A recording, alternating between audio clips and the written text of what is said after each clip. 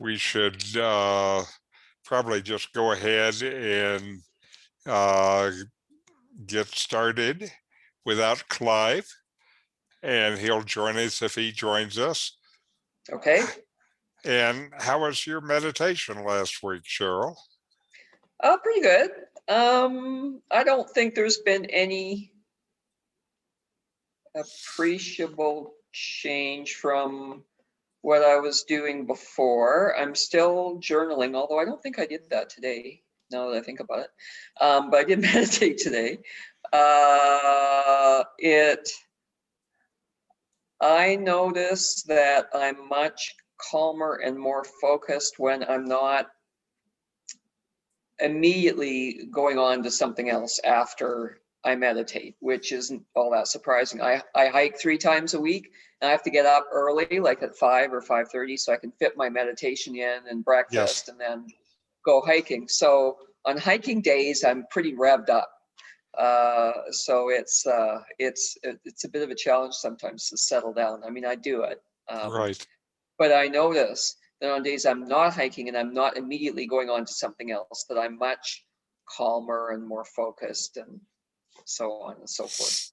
That's good. One of the things we want with the meditation is the kind of meditative sense to continue in the day, Mm-hmm. Mm-hmm. until finally it just is there all the time. Yes. Yes. Yes. But I did have a couple of meditation sessions this past week that I noticed I just felt way more centered and way more focused during the experience, Wow. which it was a bit of a change. I mean, it's not consistent yet, but it is there. So it sounds like your experience is one of the process continuing to deepen. Mm-hmm. That is just exactly right. Now, the other thing I have to ask is, have you ever considered maybe uh, adding another session in the day? I sometimes I do actually, and it usually is, well, lately it has. I try and review our sessions, the ones that you put on YouTube. Yes, yes. So I do that pretty consistently every week, and then sometimes I'll do. Usually it's guided or it's but I would say probably about 3 times a week, I do another session, a second session later in the day. Uh-huh. Very good. Yeah. Very good. Okay, so let us just proceed with the work today and start with our 10-minute meditation.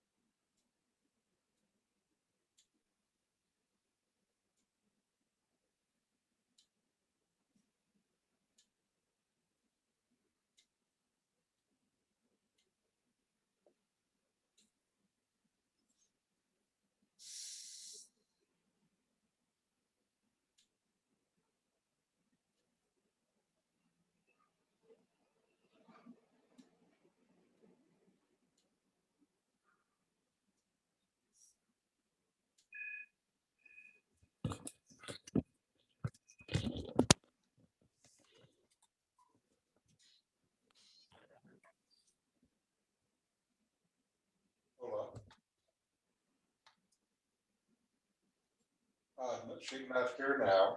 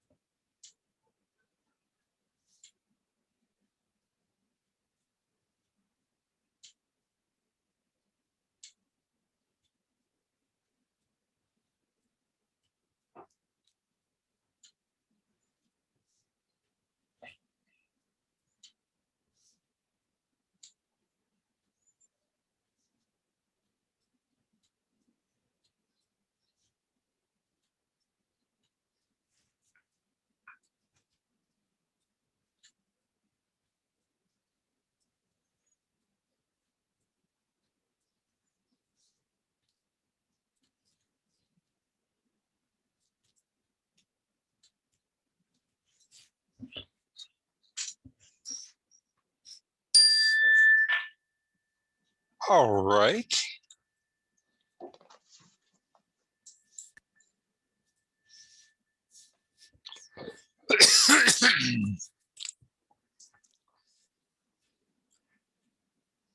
Now, today, I want to talk about that you are not your thoughts.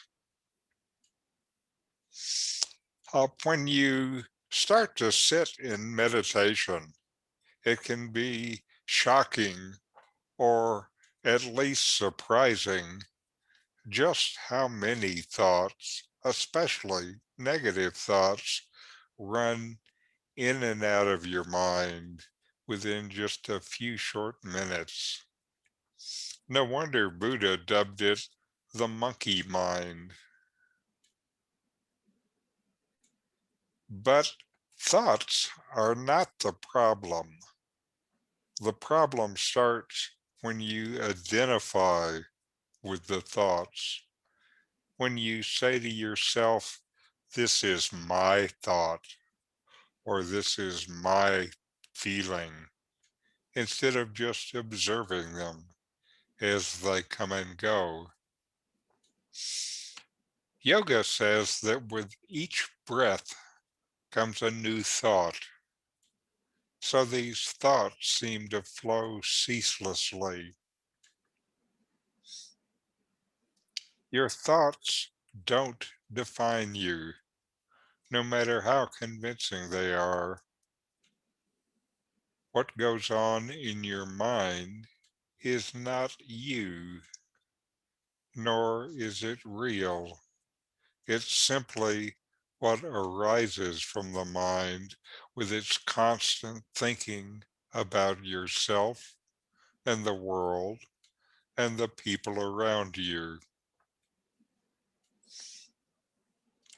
Work regularly in meditation to separate yourself from these thoughts and observe them without internal judgment or the feeling that you must do something about this thought.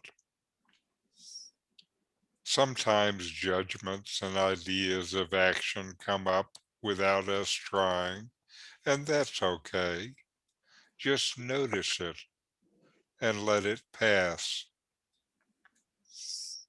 When you start meditation, it can be a bit hard to understand what this kind of separation, this kind of observation might feel like. But when it starts to happen, it is a liberating realization that can bring a sense of freedom and really help reduce the self-judgments.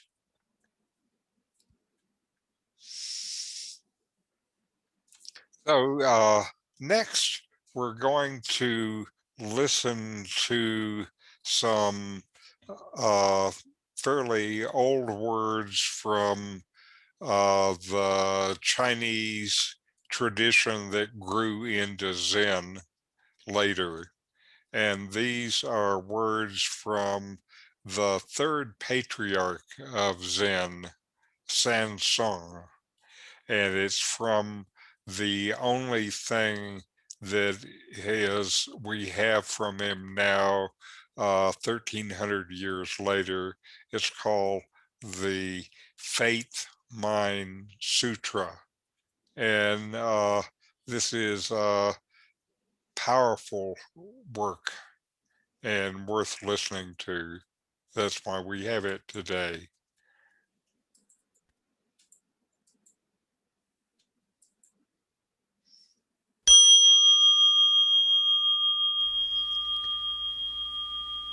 Hsin Hsin Ming, Faith in Mind, by the third patriarch, Sengcan.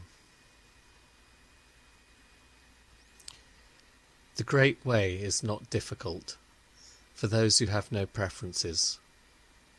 When love and hate are both absent, everything becomes clear and undisguised. Make the smallest distinction, and heaven and earth are set infinitely apart. If you wish to see the truth, then hold no opinions for or against anything.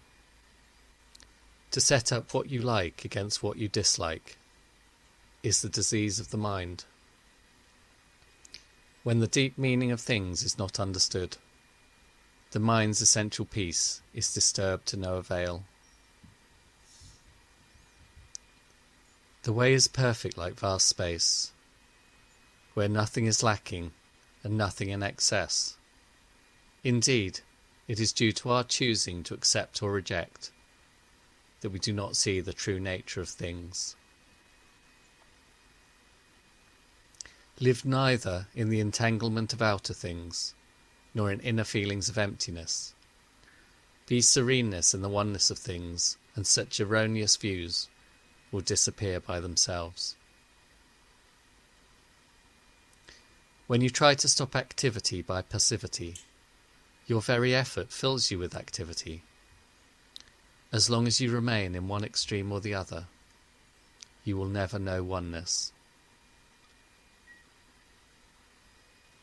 Those who do not live in the single way fail in both activity and passivity, assertion and denial. To deny the reality of things is to miss their reality. To assert the emptiness of things is to miss their reality. The more you talk and think about it, the further astray you wander from the truth. Stop talking and thinking, and there is nothing you will not be able to know. To return to the root is to find meaning. But to pursue appearances is to miss the source. At the moment of inner enlightenment, there is a going beyond appearance and emptiness. The changes that appear to occur in the empty world, we call real only because of our ignorance.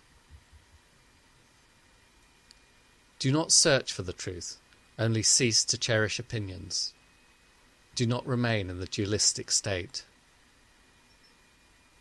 Avoid such pursuits carefully.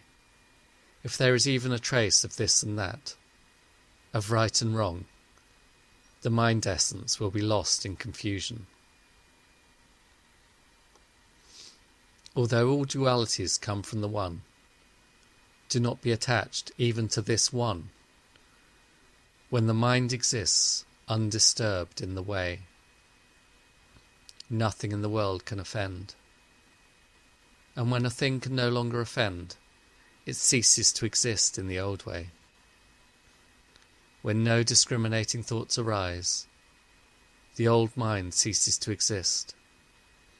When thought objects vanish, the thinking subject vanishes. As when the mind vanishes, objects vanish. Things are objects because of the subject, mind. The mind, subject, is such because of things, object. Understand the relativity of these two, and the basic reality, the unity of emptiness. In this emptiness the two are indistinguishable, and each contains in itself the whole world. If you do not discriminate between coarse and fine, you will not be tempted to prejudice and opinion.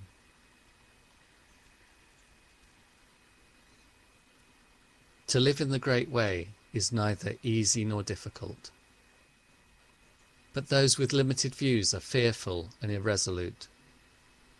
The faster they hurry, the slower they go. And clinging, attachment, cannot be limited. Even to be attached to the idea of enlightenment is to go astray. Just let things be in their own way, and there will be neither coming nor going.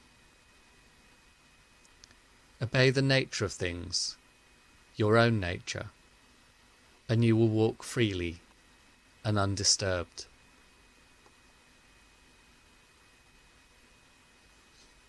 When thought is in bondage, the truth is hidden, for everything is murky and unclear, and the burdensome practice of judging brings annoyance and weariness. What benefit can be derived from distinctions and separations? If you wish to move in the one way, do not dislike even the world of senses and ideas.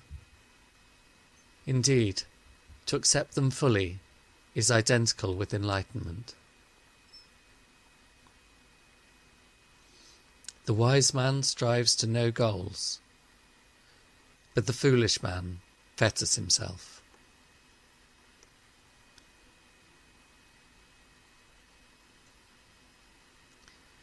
There is one Dharma, not many. Distinctions arise from the clinging needs of the ignorant. To seek mind with the discriminating mind is the greatest of all mistakes.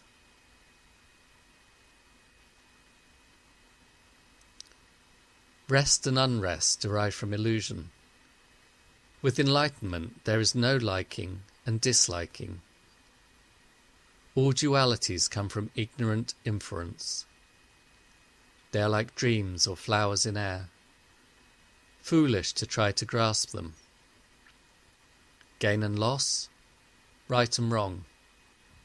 Such thoughts must finally be abolished at once. If the eye never sleeps, all dreams will naturally cease. If the mind makes no discriminations, the 10,000 things are as they are, of single essence. To understand the mystery of this one essence is to be released from all entanglements. When all things are seen equally, the timeless self-essence is reached. No comparisons or analogies are possible in this causeless, relationless state. Consider movement stationary and the stationary in motion. Both movement and rest disappear. When such dualities cease to exist, oneness itself cannot exist. To this ultimate finality, no law or description applies.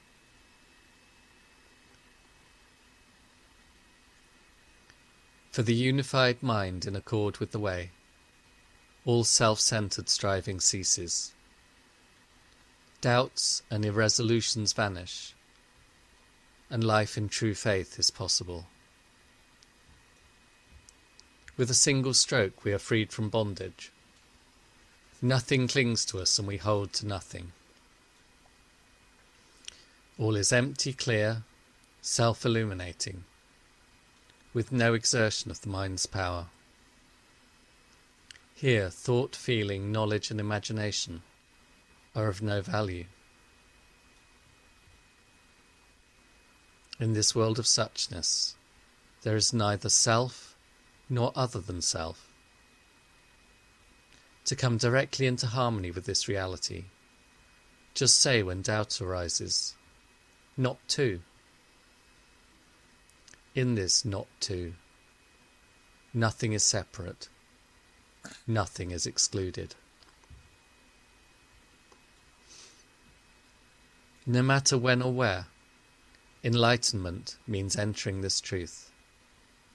And this truth is beyond extension, or diminution in time and space. In it a single thought is 10,000 years. Emptiness here, emptiness there, but the infinite universe stands always before your eyes. Infinitely large and infinitely small. No difference, for definitions have vanished, and no boundaries are seen. So too with being and non-being. Don't waste time in doubts and arguments that have nothing to do with this. One thing, all things. move along and intermingle without distinction. To live in this realization is to be without anxiety about non-perfection.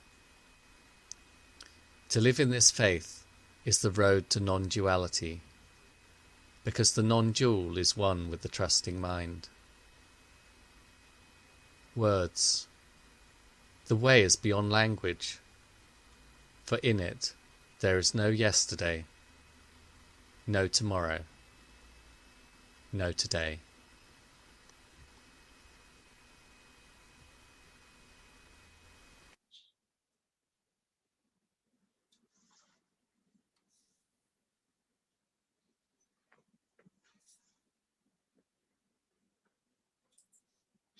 Now, the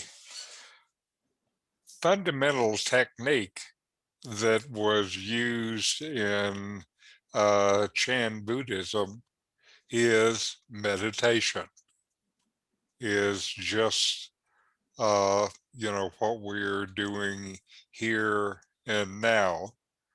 And things like this piece of writing are the source of them is this person's deep meditation for years.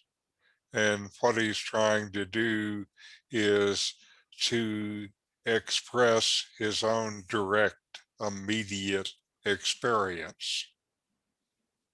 And as such, I think these kind of writings are of deep value. Okay, so let us have our final meditation for today then.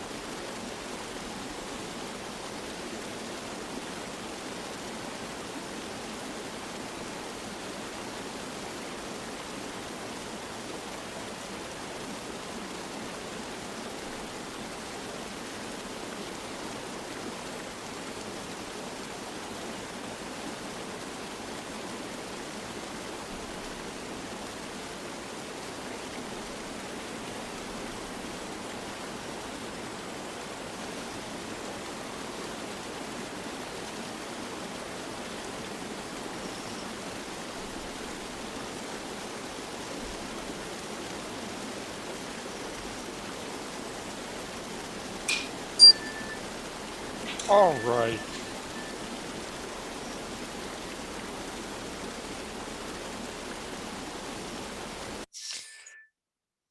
And let's close with chant. Om Shanti, Shanti, Shanti. Om. Peace, peace, peace.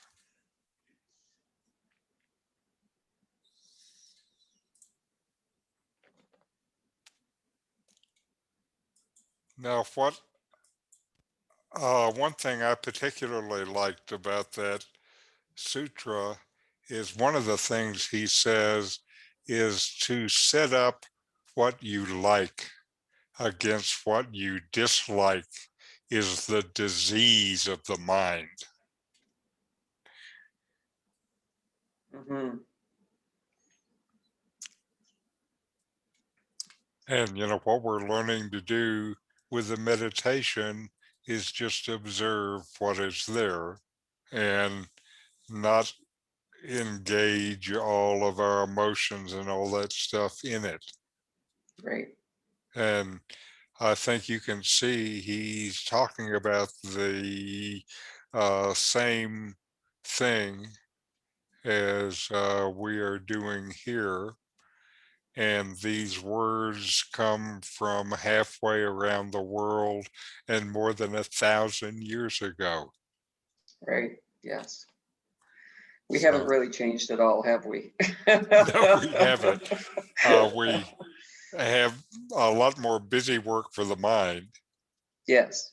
And so I think we've made that a little harder. But anyway.